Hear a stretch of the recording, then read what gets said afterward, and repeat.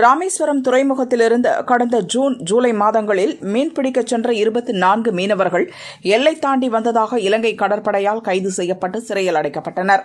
ஜூலையில் கைது செய்யப்பட்ட 16 மீனவர்கள் தொடர்பான வழக்கு மன்னார் கோர்ட்டில் விசாரணைக்கு வந்தது. மீனவர்கள் ஆஜர்படுத்தப்பட்டனர். ஒரு சில மீனவர்களின் ரேகைகள் ஒத்துப்போகாததால் அதை ஆய்வு செய்வதற்காக அவர்களின் கோர்ட் காவல் 29ஆம் தேதி வரை உத்தரவிடப்பட்டது.